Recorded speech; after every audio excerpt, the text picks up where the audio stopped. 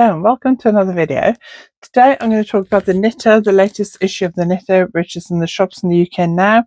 It is issue 220 and I'm going to specifically talk about my design in this issue. So I hope you enjoyed this video.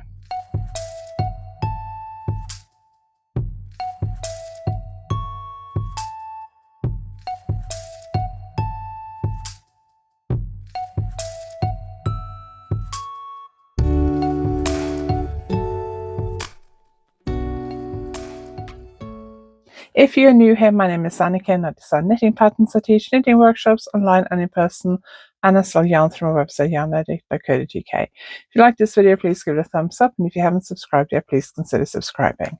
So the Knitter issue 220 has been in the shop since last Thursday. So before I sent the sample off to the magazine, I did a bit of a video where I show you what it looks like on my dress form, talk a bit about the design and the yarn.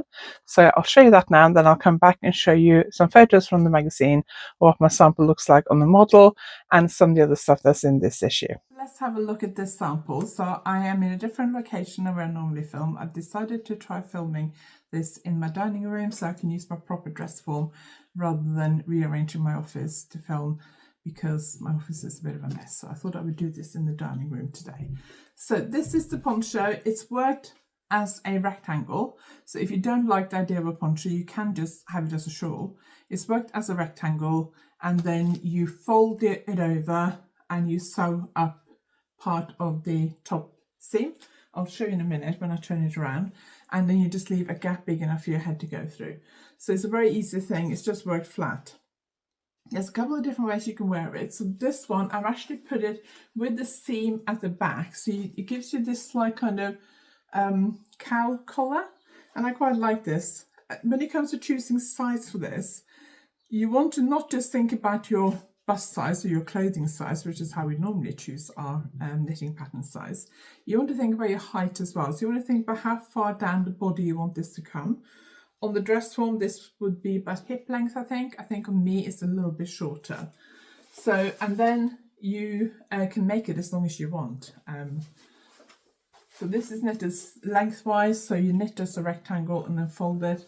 So let me just, I'll take it off at the end and show you, but this is where the seam is. So this, wearing it like this, the seam comes down the back, and then you've got, let me just lift it up a bit. Then you have these kind of drapey ends coming off to the side. So it looks more kind of symmetrical. Exactly how much you'll have hanging down each side depends on how long you make it. The way this kind of poncho is normally worn is with the seam at the side, like that. So the seam is now on the side like this. And then that gives you a more kind of asymmetrical shape, where you got this kind of line across your body. This side is much longer than that side, and you may have to rearrange the neckline a bit to make it drape nicely. So this will probably come down elbow length on your body, depends on how long you make it. If you want to make it come down further on your body, then you need to make it wider, so you need to cast some more stitches. So do look at the notes in the pattern for how to choose the right size for you. And if you're not sure, you can always knit a bit. I would knit probably about that much, 20 centimeters or so, and then actually block it out. Put it onto barbicores or a longer circular needle, block it out, and actually see how big it blocks out, because I assume that most of you don't bother checking your tension when you're working in something like this. So I would block it out if you're not sure about the size, and then you can use that to help you decide whether you're knitting the right size, whether you should rip back and start again in a different size. You can combine the width sizes and the length sizes to make something that fits you, or you can do your own width and length size, but obviously you need to think about how much yarn you might need. This is how this kind of poncho is normally worn. I quite like it with the seam at the back as well though. So before I take it off and show you the construction method, I'm just going to talk about the yarn. So the yarn is King Cole Luxury Yak Double Knitting. So King Cole are doing a range now of more luxurious yarns. And I've used this yarn before, and it's really gorgeous to knit with. It's 85% merino wool, 15% yak, and it has 112 meters per 50 grams. It's a DK weight. It's really soft and lovely to knit with. It's very bouncy. It's a very round yarn. It consists of, let's just see how many plies it consists of. It consists of 4 plies, so 4 strands that are spun together, which makes it a very round and bouncy yarn. And it is really lovely to knit with. It knits up really evenly, and I really like this yarn. And I was quite happy when the editor asked me to use this yarn. This is knitted just in a rectangle. Then you fold it in half. So this is where the cast on edge is. Let's have a look. So it's cast on here, and then it's cast off here. And then so you fold it so that you fold the cast off edge towards the cast on edge, like that. And then you just seam it along one edge, and you leave enough of a gap for your head to fit through.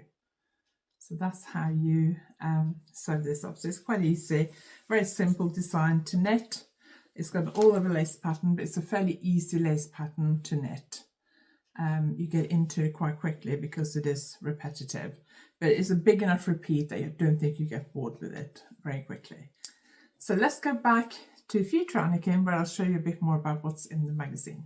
So let me show you the photographs of my pattern first before I show you what else is in this issue. So it's called Petersham, and that's what it looks like. So it's an asymmetrical poncho, and really lovely and warm. I can't wait for this sample to come back. I think it fits me, so I'm hoping I can wear it a bit. But it's a really lovely design. You can wear it either with the seam kind of coming down from your shoulder down across your arm, or you can put the seam across the back of the poncho, so it's a bit longer at the back and a bit shorter at the front, which is also a lovely way to wear it. So it's got a lovely drape, and it's a really nice, warm, cozy design to wear. So let's take a look at what else is in this magazine. So I like the fact that the knitter put a picture of all the designs together with the name of the design, it says the name of the designer, then the name of the design, then like a 1-line description, and then the page number. So if you look for something specific, it's really easy to find, and I really like that. So there's a good mix of patterns in this issue: brioche, lace, cables, texture, children's, Fair Isle, men's design, accessories. So quite a good mixture of designs. So the design that's on the cover is Auticator Redwood. Is it called a tam? Is that what it's called? And ham warmer set. Very pretty. I do like that.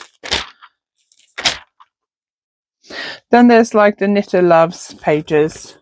Well, there's loads of stuff that the knitter team like. Anne and Carlos are on there with their Christmas balls, 65 new Christmas balls to knit.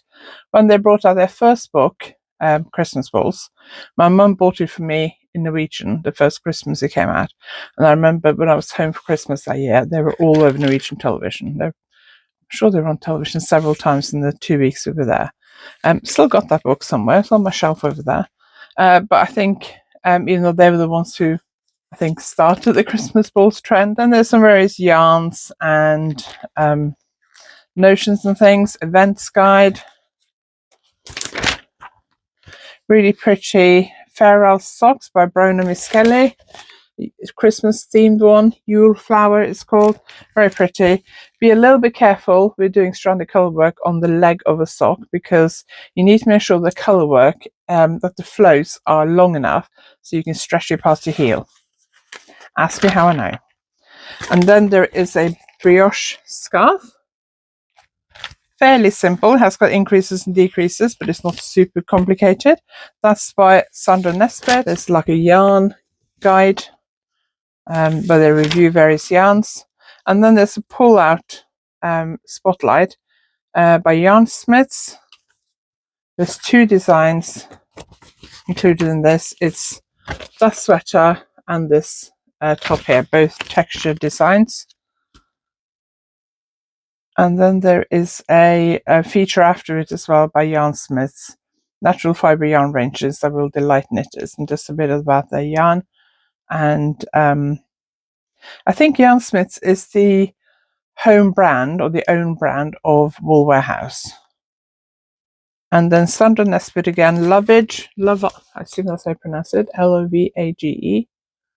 That's very pretty, bit of lace and reverse stocking stitch. And then there's a men's cardigan by Pat Mancini.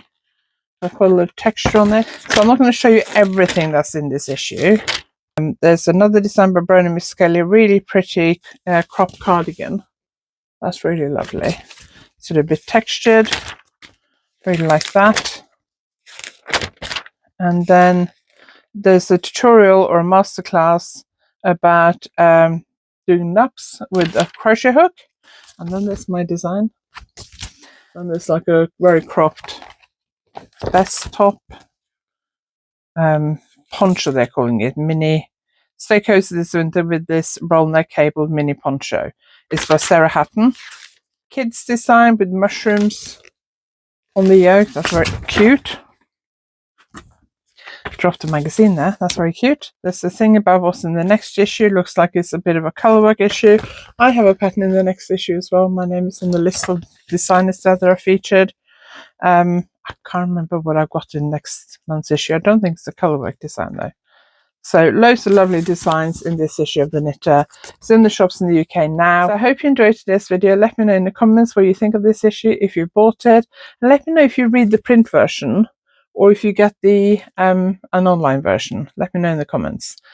Thank you for watching. I really appreciate it. If you like this video, give it a thumbs up. And if you haven't subscribed yet, please consider subscribing. I will see you next time.